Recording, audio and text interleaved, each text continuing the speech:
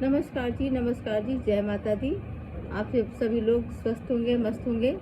आज मैं प्रदोष व्रत कथा सुनाने जा रही हूँ। आज की कथा का नाम है भौम प्रदोष व्रत कथा। तो सुनिए। मंगलवार के दिन प्रदोष व्रत करने से समस्त रोगों का नाश हो जाता है। अतः इस दिन महाबली का पूजन करना चाहिए। इस दिन गेहूँ और गुड़ का भोजन सर्वश्रेष्ठ होता है। ब्राह्मण को भोजन कराने के बाद स्वयं भोजन करना चाहिए व उड़द और मूंग की दाल करना चाहिए।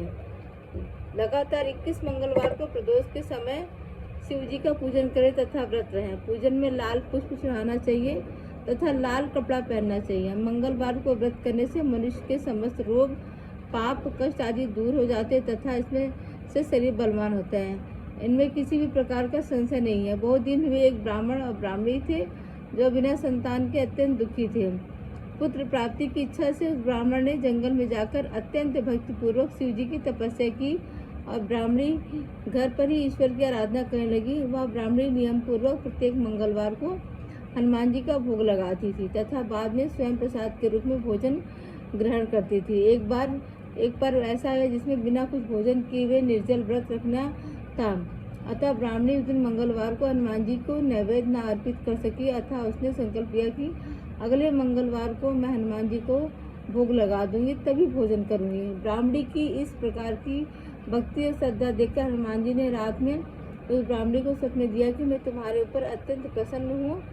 यदि तुमने मंगलवार के दिन निर्जल व्रत करके मेरा भोग नहीं लगाया तो इसमें कोई चिंता की बात नहीं। कल प्रातःकाल नहा धोकर तुम मेरा पूजन करना, मेरा नैवेद्य लगाकर स्वयं भोजन करना। थोड़ी देर बाद गुण संपन्न बालक आएगा, उसका पुत्रवत पालन करना। वह तुम्हारी सेवा करता हुआ इस प्रकार के कार्य करेगा, तुम्हारा यश अच्छे होकर फैलेगा।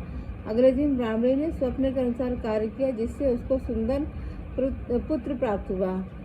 उधर शिव जी व हनुमान जी ने ब्राह्मण की तपस्या करते मेरी कहा कि तुम्हारी मनोकामना पूर्ण हो गई है। ब्राह्मण ने घर आकर उस पुत्र को देखकर अत्यंत विस्मय किया। अपनी पत्नी से पूछा, यह पुत्र किसका है? ब्राह्मणी ने उत्तर दिया कि आपका ही पुत्र है।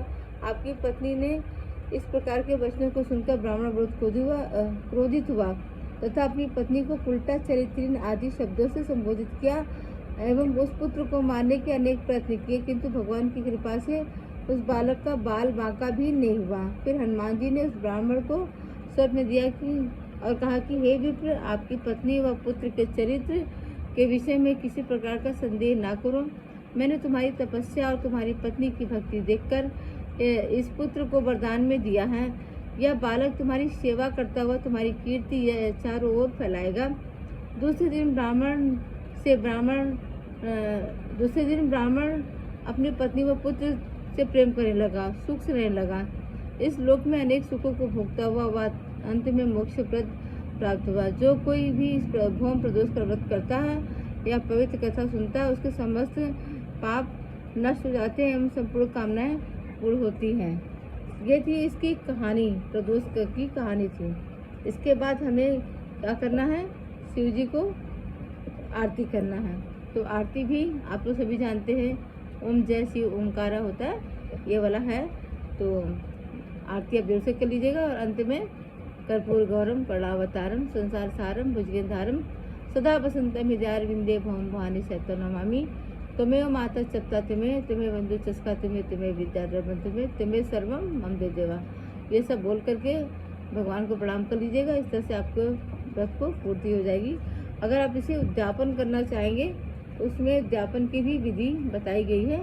कहेंगे तो आपको मैं उसको उद्यापन की भी विधि बता दूंगी। तो धन्यवाद दोस्तों, इतनी देर तक बने रहने के लिए। Thanks for watching.